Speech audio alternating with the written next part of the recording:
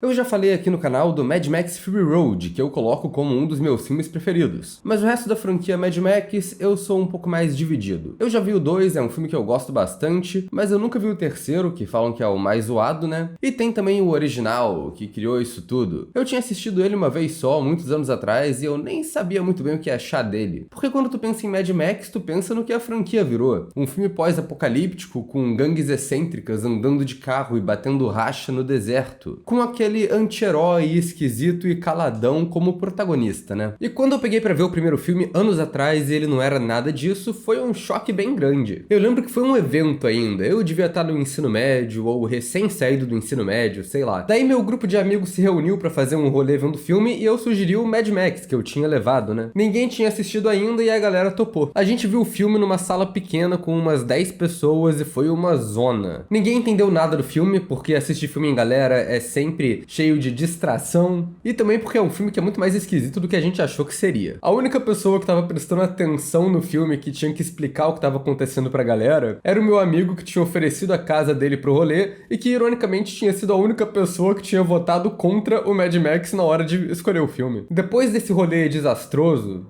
quer dizer, desastroso pro filme, né? Pra mim foi divertido. Eu só segui esses anos todos sem rever o filme e tendo só vagas memórias dessa trama que eu achei bem confusa. Então eu achei que seria um bom filme pra trazer aqui pro Reavaliando, já que depois dessa primeira impressão bem caótica, revendo esse filme, eu gosto muito mais dele. E o mais engraçado é que a trama desse filme é muito simples, ela não tem tanta complicação assim. É quase uma trama de faroeste, de policial contra uma gangue de bandidos e de vingança que vai gerando mais vingança e cria essa sequência de cenas de violência. Engraçado que eu vi numa entrevista com o George Miller, ele falando desse primeiro filme, que ele queria fazer um filme que pudessem assistir no Japão sem legenda, que só pelas imagens você ia entender. O George Miller não estava contando com o meu grupo de 10 amigos lá na salinha. Mas ao mesmo tempo eu acho que ele é um filme que ele permite a confusão ali também, porque ele não explica muita coisa, ele tem esse modo visual de contar a história característico do George Miller, né? Mas como ele é o primeiro do diretor, ele me parece um pouco que é o George Miller ainda experimentando ali com o que ele pode fazer. E também meio que encontrando o que é esse cenário pós-apocalíptico que ele criou. Talvez seja um filme que atira para muitos lados diferentes, acho que dá pra dizer. Tem muita coisa acontecendo aqui nesse filme, e assim, eu acho que o grupo de amigos falando por 1h30 obviamente dificultou a compreensão, mas eu acho que é um filme que é um pouquinho confuso das ideias por si só também. Mas isso não quer dizer que eu acho o primeiro Mad Max ruim. Ele é um filme que eu acho bem divertido e bem curioso, pra falar a verdade. Quase tão curiosa quanto a trajetória do George Miller, que na real era um médico que fazia curtas-metragens no seu tempo livre. Todos os ferimentos, mortes e resultado de acidentes que ele viu trabalhando num pronto-socorro acabaram influenciando esse estilo de filme de ação cínico e violento que ele foi fazer, né? E é meio que daí que vem o primeiro Mad Max, né? Que foi o primeiro longa-metragem dele, como eu disse. O George Miller escreveu um argumento ali, a ideia geral da trama, mas o roteiro mesmo foi coescrito com um jornalista chamado James McCausland, que também nunca tinha escrito um roteiro de cinema antes. Eu acho legal falar isso aqui porque esse primeiro Mad Max me passa muito uma vibe de que ele veio de um cinema muito amador, de que os caras estavam ali sem ter muita noção do que eles conseguiam fazer, experimentando pra ver o que rolava. E pelos relatos da produção, foi bem isso mesmo. Os caras filmaram tudo na cara e na coragem, fechando rua sem ter permissão, fazendo um monte de gambiarra, um monte de coisa. O filme acabou sendo um sucesso e isso possibilitou o George Miller, alguns anos depois, de fazer a continuação, que é um filme bem mais estilizado, que tem uma representação maior do que a gente espera ali do universo Mad Max. Mas eu acho legal que muitas dessas características já estavam presentes aqui no primeiro filme de uma forma mais implícita ou embrionária. Porque o filme é isso, ele é o filme do Mad Max que mais foca na história do Max, mas além da origem do personagem, ele também é a origem de vários elementos que o George Miller eventualmente ia exagerar e trabalhar mais a fundo nas continuações. E eu acho doido que é um caso raro de franquia que realmente começa do começo, porque esse primeiro filme ele tem muita cara de uma prequel que conta a história de vida do personagem que viria depois de um filme de maior sucesso tipo Road Warrior. Mas a primeira coisa que a gente percebe aqui nesse filme é como o mundo dele é completamente diferente do que a franquia vai virar. Isso é uma coisa que eu gosto dos filmes do Mad Max, que nada é muito explicado. A gente vai pegando a mitologia geral da coisa pelo que vai acontecendo e é isso, vambora. Mas o que rola nesse filme é que a gente tá em um tipo de futuro distópico, mas nem tanto assim. O mundo do Mad Max que a gente conhece é um deserto gigante porque foi tudo desolado por guerras e falta de recursos naturais. Mas no primeiro filme a gente ainda tem uma sensação de normalidade. É um filme que se passa nessa sociedade em colapso, talvez seja o filme de apocalipse mais sutil que eu já vi. Tem muita coisa que indica que o mundo tá indo pro cacete, mas ainda tem alguns elementos ali que estão segurando as pontas. O principal desses, que é o foco do filme, é essa força policial, a MFP, da qual o protagonista, Max Rokatansky, faz parte. Ela ainda tá tentando manter alguma ordem ali. Mas também fica bem evidente desde o começo aqui a principal temática da franquia, que é como o mundo vira essa cultura caricata de adoração ao carro. A gente vê isso nos vilões do filme, mas principalmente na força policial. O filme começa já com uma cena de perseguição que parece que esses policiais estão mais preocupados com a adrenalina da coisa, com a competição de carro ali, do que com a segurança dos civis e até deles mesmos, né? Um monte de gente se fode, tem um monte de acidente. Tem um maluco que bate o carro dele várias vezes, mas enquanto o carro tá rodando, ele continua seguindo na perseguição, mesmo com o troço já destruído. E nisso a gente vê que essa força policial é meio improvisada ali também, né? Que os caras são meio desordenados. E nisso tem que ressaltar também como esse filme tem um design incrível. Eu não sei se foi ele quem criou, mas com certeza foi ele que popularizou essa estética, esse visual de pós-apocalipse, que parece ser uma coisa meio sucata, meio punk rock, que é um visual que muita gente, muito filme de ação de baixo orçamento, principalmente, foi imitar depois. É claro que muita coisa ficou bastante marcada aqui na franquia. Essa força policial usa uns uniformes de couro bem característicos, que acabou sendo o figurino padrão do Max para os próximos filmes. Eu acho doido que os carros de polícia aqui são uma parada bem colorida, vibrante, chamativa. É um carro amarelão que o Max usa para as primeiras perseguições do filme. É um visual esquisito ali. Isso porque o Interceptor V8 clássico do Max vai sendo apresentado ao longo do filme e faz parte da virada do personagem. No começo, quando o Max finge uma vida normal, ele tem esse carro de polícia meio normal ali, e até os carros mais de família, aquele carro vermelho que ele usa lá com a mulher dele. Quando ele vira o Mad Max, o anti-herói movido por vingança, daí ele passa a usar o Interceptor todo preto e customizado. Que também marca a virada de personalidade dele, né? De colorido ele foi pro preto, agora ele tá meio morto por dentro ali, não tem mais emoção. E eu gosto como esse visual dos filmes do Miller ajudam a contar a história desse mundo. No começo, quando ele vai mostrar a delegacia, a gente tem lá o hall de justiça com um letreiro todo caído e descuidado, e os cenários internos são bizarros, parece um prédio abandonado. Tudo tá destruído e jogado por lá. Tem uns altos-falantes pela delegacia que ficam repetindo as regras dessa força policial em looping, como se fosse um jeito para esses policiais lembrarem que eles não estão lá para ficar de rolê e corridinha na rua. E acaba que o ambiente mais organizado dessa delegacia toda é o estacionamento, que foi convertido numa garagem. De novo, essa questão do culto ao carro. Tu pega uma noção também de como é difícil ficar encontrando parte ali, porque os policiais levam os carros envolvidos em acidentes para eles sucatearem. E fica até implícito pelo mecânico deles que o Interceptor clássico do Max foi construído desse jeito, com uma gambiarra braba, pegando vários pedaços de carros diferentes. Mas enfim, né, como eu disse, a trama desse filme é bem simples. Ele começa com uma perseguição já em andamento. Tem esse criminoso fugitivo que é um maluco muito excêntrico chamado Knight Rider. O primeiro filme já começa inaugurando os vilões doidos, que tem essa coisa grandiosa, eles gritam o nome deles,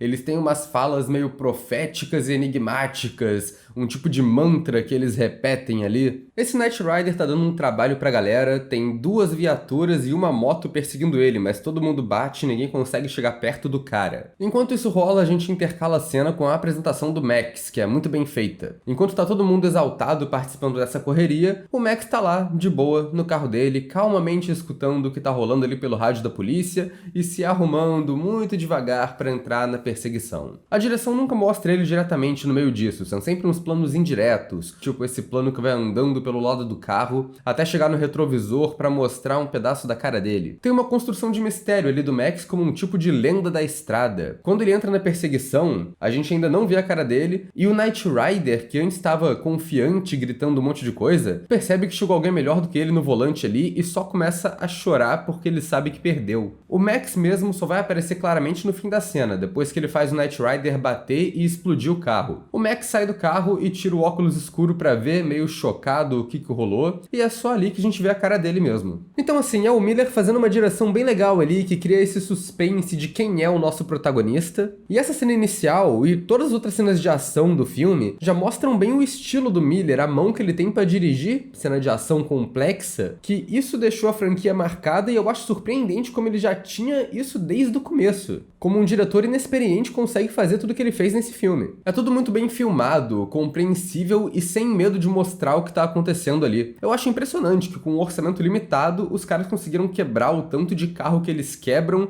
e fazer o tanto de estripulia que eles fazem aqui. É óbvio que não é nada tão grandioso quanto a franquia vai ficar, mas só de ter uns 10 carros e motos batendo e sendo destruídos em cena de ação, que é uma coisa que não tem como refazer ali, porque tá quebrando tudo na moral, já dá um valor de produção legal ali pra um projeto que começou como cinema amador. Mas uma coisa que tem muita cara de amador mesmo, é que pra dar a ilusão de velocidade ali dos carros turbinados, o Miller acelerou alguns planos ali na pós-produção. O que beleza, funciona quando são só os carros passando por uns cenários abertos, sem nada, mas tem alguns planos que pegam algumas pessoas passando, e aí tu vê que a parada obviamente está acelerada, porque as pessoas estão, tipo, se movendo em velocidade super-humana ali, fica meio meme. Falando nesses cenários, eu acho a fotografia aqui muito boa também. Aqui eles aproveitam bem um cenário australiano, umas rodovias no meio de uns campos, uma área que parece meio rural, talvez. Tem até umas cenas no oceano, com umas praias azuis e claras ali, bem bonitas, vistas de cima. Isso eu acho que é a parada mais peculiar de ver retroativamente, porque os outros filmes do Mad Max são todos muito áridos e secos pra cacete. E eu me amarro nisso, de ver como a franquia vai evoluindo com o tempo, ao mesmo tempo que o mundo no qual ela se passa vai ficando cada vez mais deteriorado. É quase também o que o Jorge Romero faz na franquia dos Mortos-Vivos. Outro padrão da franquia que já começa a aparecer desde o começo são os personagens excêntricos, e daí nem são só os vilões, mas uma galera que é amiga do Max também. Os personagens da delegacia são todos meio esquisitos, tipo o mecânico peculiar, tem uns policiais doidões ali no começo,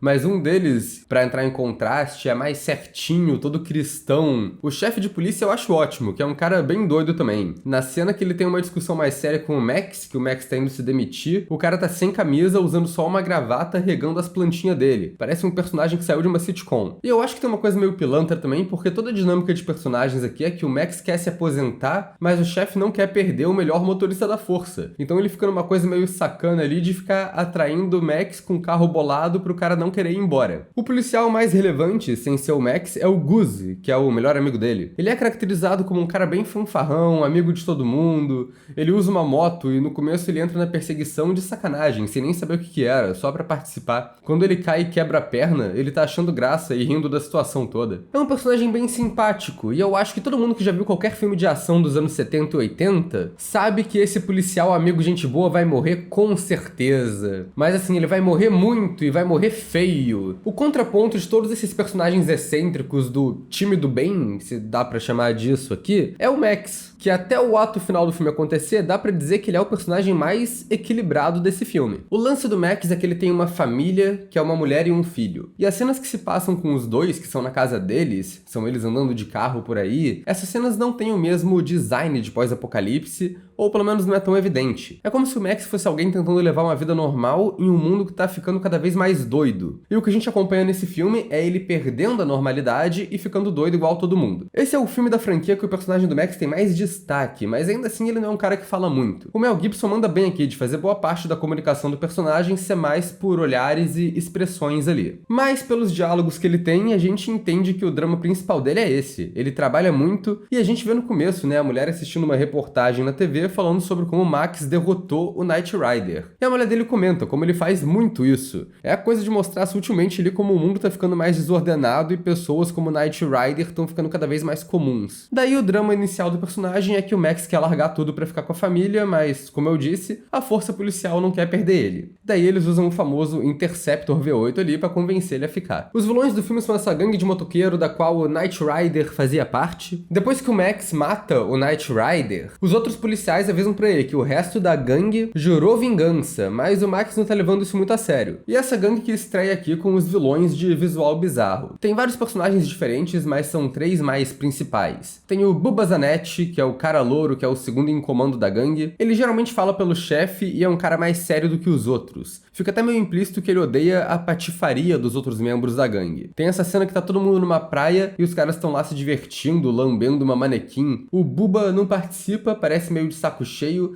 e incentiva o Toe Cutter, que é o chefe da gangue, a acabar com a brincadeira. Tem o Johnny, que é um cara mais jovem, um psicopatinha viciado em drogas, que é o mais inconsequente do grupo. Depois que a gangue ataca uma as pessoas, ele não foge, ele fica no lugar pra se drogar e por conta disso ele acaba sendo preso, e isso desencadeia ainda mais toda a onda de morte e vingança que rola no filme. E tem o chefe, que é o Toe Cutter, né? Ele é interpretado pelo mesmo ator que fez o Immortan Joe anos depois no Estrada da Fúria, e eu acho legal que os dois personagens têm uma aura meio parecida, de que eles parecem ser idolatrados pela gangue como um tipo de figura meio messiânica e esquisita. Tem essas frases que o Knight Rider grita no começo, perguntando se o Toe Cutter tá vendo essa perseguição que ele tá fazendo ali, toda essa estripulia dele, que é quase igual os súditos do Immortan Joe lá no Fury Road, gritando ali sobre serem testemunhados. Esse filme tem até umas imagens vagamente religiosas ali, tipo o Toe Cutter levando esse cara mais jovem da gangue pro meio do mar, como se fosse um tipo de batismo. E logo depois disso tem a cena do Toe Cutter obrigando esse cara a matar o policial amigo do Max. Então é um tipo de batismo e iniciação,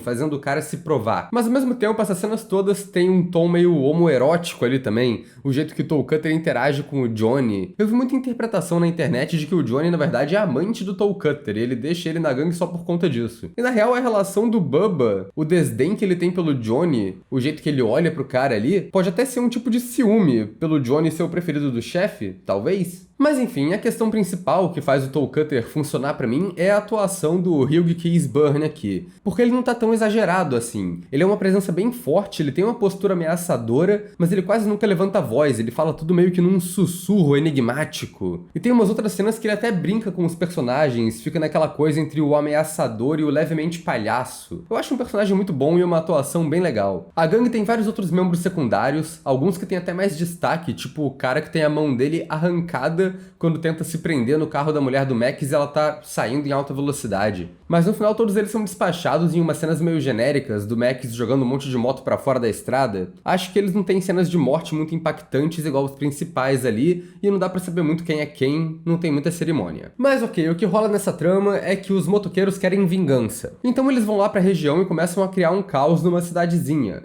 atacando as pessoas. Eles seguem esse casal aleatório que tá num carro estiloso ali, quebram o carro todo, atacam o casal. O George Miller corta do ataque para umas imagens de corvo, o que dá um mau presságio, um símbolo de morte ali. Esse símbolo meio que acompanha a gangue do Toe Cutter ao longo do filme. Daí o Max e o Goose vão investigar esse ataque e acabam prendendo o cara mais jovem da gangue que ficou para trás. Só que ninguém aparece pra depor, então o cara é solto. Rola toda uma comoção na delegacia, uma cena enorme que os advogados vêm pra soltar o cara e o Goose fica bolado, tentando impedir o moleque de sair dali. E eu acho legal isso, porque ao longo do filme a gente vai vendo que tem essas instituições ali, tem canais de TV, tem advogados, tem polícia, mas nada tá funcionando direito. A sociedade tá em colapso, então o que parece que é que tem um monte de burocrata que tá tentando manter alguma ilusão de ordem ali, enquanto a gangue do Toe Cutter tá praticamente mandando nesse mundo novo que está sendo criado. Se tem uma coisa que eu acho muito única nesse primeiro Mad Max é a sutileza com a qual eles mostram a queda do sistema que tá rolando ali nessas subtramas e entrelinhas. Enfim, isso tudo serve para criar uma rivalidade ainda maior entre a gangue de motoqueiros e o Max e o Goose, porque o Johnny apanhou do Goose na delegacia e quer se vingar dele também. Quer dizer, eles já queriam se vingar pelo Knight Rider antes também, né? Mas eu não sei, porque essa parte toda da trama é meio confusa de o que essa gangue planejou de fato, do que eles estão só fazendo ali na hora. Porque em momento nenhum eles realmente vão atacar o Max falando que é por conta do Knight Rider, né? Mas o Johnny sabota a moto do Goose. Tem uma cena tensa que a gente vê ele acelerando por ali e sabe que vai dar merda. Ele sai voando com a moto em um momento de dublê ali que eu acho bem impressionante, mas o cara, ele toma uma porrada e sobrevive sem problema nenhum, sem nenhum arranhão. E daí tem aquela estrutura de roteiro que serve pra surpreender a gente, porque a moto sabotada não deu certo. Então o personagem abaixa a guarda, a gente abaixa a guarda também e acha que o Goose tá de boa ali agora, tá seguro. Mas daí ele é atacado pela gangue de novo quando tá voltando pra oficina lá no caminhão guincho. E daí o Toe Cutter obriga o Johnny a tacar fogo no caminhão, queimando o cara vivo lá dentro. Quando o Max descobre e vai ver o Goose no hospital, o George Miller também faz uma direção legal aqui, porque ele escolhe não mostrar. A gente vê a mão horrivelmente queimada do Goose,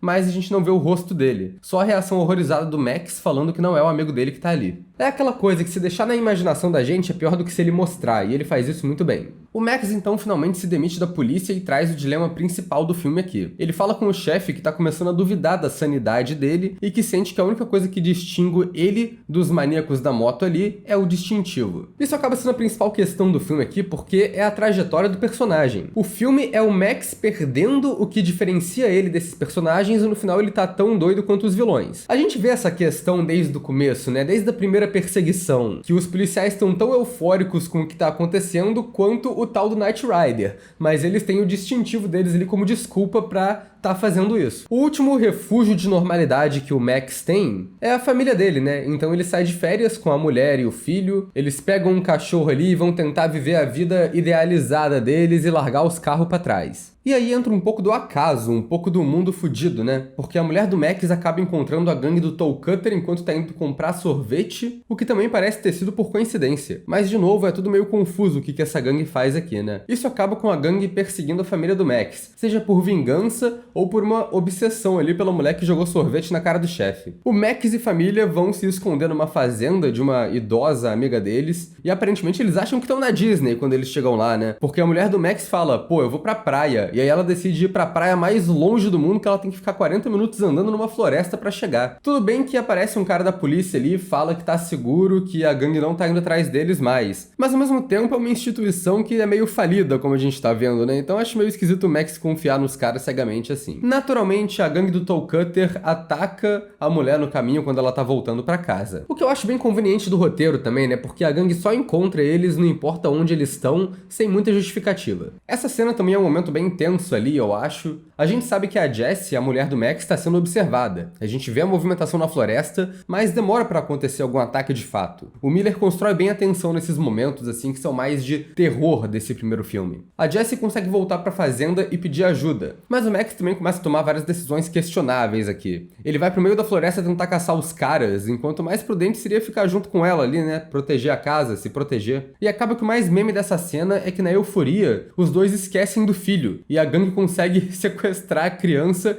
bem facilmente. Nesse momento eu fico pensando nessa galera que reclama dos roteiros do Fury Road, até do Furiosa agora, que eu já vi gente reclamando também, mas que idolatra esses filmes antigos do Mad Max, sendo que, cara, nenhum desses filmes tem um roteiro lá muito complexo. Se esse filme tivesse sido lançado hoje, do jeito que ele é, a quantidade dessa gente que ia estar reclamando de todas essas ações que os personagens fazem, falando que, o Max e a Jessie são muito burros, estraga o filme, isso ia ser inacreditável. A Jessie tem um confronto com o Toe Cutter tentando pegar a criança de volta, do qual ela acaba sendo salva pela idosa dona da fazenda que chega com uma espingarda. O que acabou sendo também um tema recorrente na franquia Mad Max, se pra pensar, idosas e perigosas.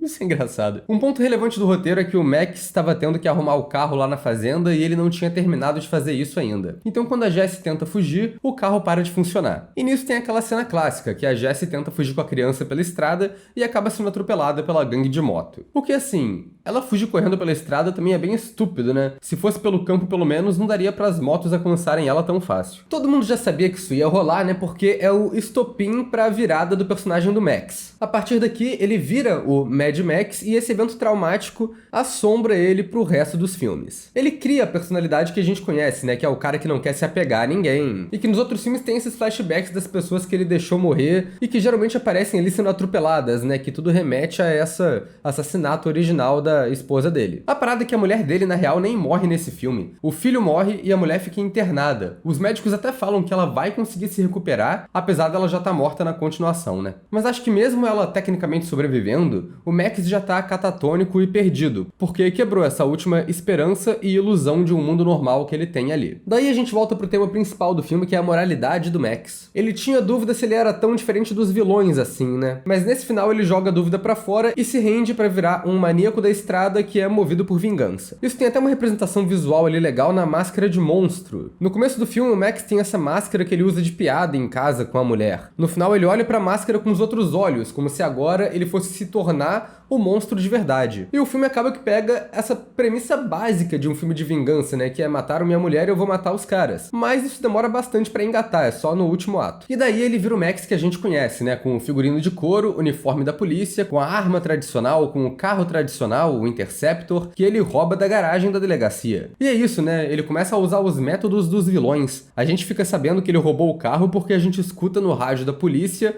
a galera alertando que tem um policial que saiu sem a permissão com o Pursuit Special, né, que é como eles chamam o carro. Só que, tipo, o Max já era o melhor motorista da parada, né? A instituição tá praticamente falida e a gente sabe que ninguém vai conseguir impedir ele. É como se o Max se corrompendo ali fosse o colapso final do negócio, a ruína final das instituições e o começo de uma grande terra de ninguém. Isso é uma outra questão que eu acho legal, porque o chefe do Max fala algumas vezes no filme que ele tá tentando construir uma imagem de herói ali no Max pra tentar gerar a confiança das pessoas de novo. Mas é uma parada que ninguém tá comprando. O próprio Max fala, ninguém acredita mais em heróis. O irônico da parada é que quando o Max decide se comportar igual os vilões pra matar os vilões, ele meio que vira um tipo de herói desse novo mundo. Na mesma entrevista que eu falei mais cedo, o George Miller fala que um herói, ele enxerga como alguém que faz um sacrifício próprio em prol do bem maior. Não acho que tenha sido exatamente isso que o Max fez aqui, mas ele teve um sacrifício, ele perdeu a família dele, né? Não foi uma escolha dele fazer esse sacrifício, mas aconteceu e ele eventualmente faz o bem maior, né? Que diria que é matar a gangue do Toe Cutter que fazia o caos lá e matava um monte de gente inocente. Mas ele também faz isso tudo de um jeito meio antiético, né? O que, assim, faz dele um anti-herói, mas às vezes é isso. O herói do pós-apocalipse é o anti-herói, né?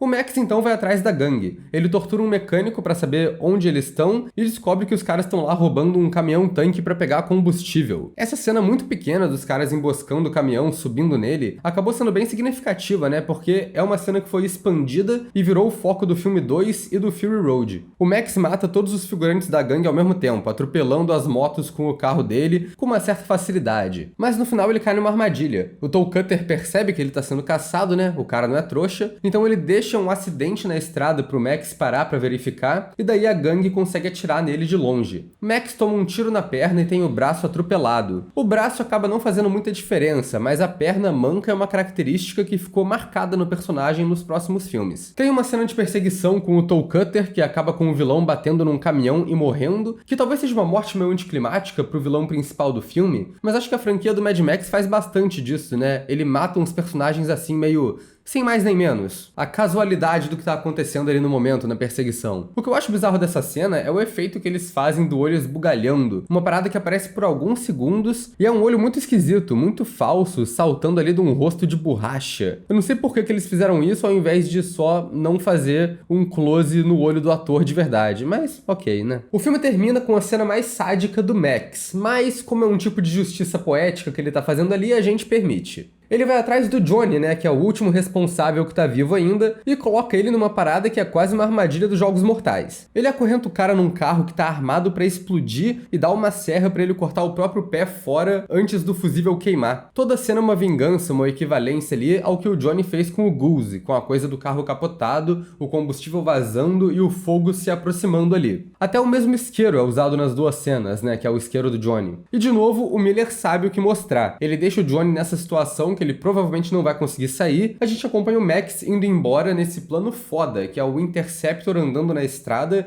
e a explosão acontecendo de fundo. O Max nem olha pra trás pra ver, ele tá lá só estático, seguindo em frente, acabou de executar um maluco e é isso. Tá mostrando que ele perdeu qualquer humanidade dele. Essa armadilha sádica que ele coloca o cara marca a virada dele, a transformação no Mad Max, no cara doido que ele tava temendo virar desse novo mundo apocalíptico. É um filme de ação tão focado nesse desenvolvimento de personagem e que só no final ele vira a versão icônica que a gente conhece hoje. Que é por isso que eu falo que parece que é uma prequel que foi feita depois, porque é tudo muito calculado, bonitinho ali, quase como se o George Miller já estivesse pensando em fazer essa franquia enorme. Mas acho que isso só mostra como o Miller é bom em construir um personagem, né? Não só no roteiro, mas também em como ele consegue colocar o personagem nesse mundo e fazer tudo isso ser visualmente impactante. Enfim, a minha avaliação final aqui é que se o filme do Mad Max, o primeiro, foi um sucesso, não foi à toa. Eu ainda acho que é um filme meio enrolado. Ele tem uma trama meio embolada ali na metade, ele se perde em alguns momentos, principalmente em relação a essa gangue onipresente que eu não sei se era pra eles estarem planejando tudo ou se as coisas só estão acontecendo ao acaso por muita coincidência. Mas eu gosto muito do estilo, da estranhice, da bizarrice dos personagens. Eu gosto muito dos visuais desse filme. E é claro que eu ainda prefiro os outros filmes, né? O Mad Max 2, o Fury Road, o próprio Furiosa, que eu gostei bastante também. Mas esse primeiro, com certeza, é um filme muito mais interessante do que eu lembrava lá daquela primeira vez muito caótica que eu assisti há anos atrás. E eu acho que foi uma boa reavaliação que aconteceu aqui.